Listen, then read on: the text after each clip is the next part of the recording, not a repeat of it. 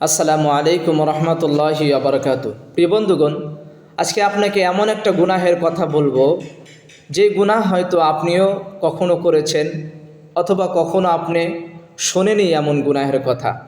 নবী সাল্লাল্লাহু আলাইহি ওয়াসাল্লাম বলেন যে কিয়ামতের দিন এক শ্রেণীর লোক এমনভাবে উত্থিত হবে যে তাদের হাত ব্যভিচারের ফলে অন্তঃসত্ত্বা হয়ে যাবে। ওই সমস্ত লোকগুলো কারা? যে সমস্ত লোকগুলো দুনিয়ার জীবনে হস্তমৈথুন করত, যারা নিজেদের হাত দিয়ে হস্তমৈথুন করত।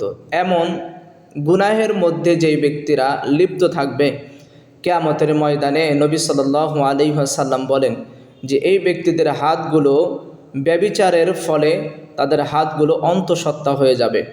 এই জন্য প্রিয় ভাই আমার, আপনাকেই বলছি, যদি আপনি এই গুনাহের মধ্যে লিপ্ত থাকেন তাহলে আজই এই গুনাহ থেকে ফিরে আসুন এবং আল্লাহ তাআলার কাছে তওবা করুন। আল্লাহ তাআলা আপনার তওবাকে কবুল করবেন এবং আপনি আল্লাহ তাআলার কাছে চান, আল্লাহ তাআলা আপনার চাওয়াকে কবুল করে নেবেন।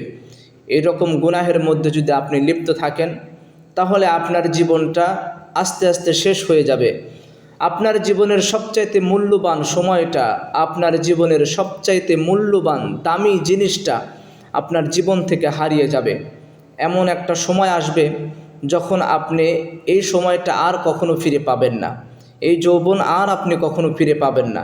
এখন আপনার গায়ে যে শক্তি আছে, যে সামর্থ্য আছে, এটা কিছুদিন পরে অটোমেটিক আপনার জন্য এটা কি হয়ে যাবে? দুর্বল হয়ে যাবে এটা। এই জন্য আপনি যদি এই কর্মের মধ্যে যদি লিপ্ত থাকেন, আজই ফিরে আসুন। ভিডিওটা শেয়ার করে অন্য ভাইদেরকে শোনার সুযোগ করে দিন। আসসালামু আলাইকুম।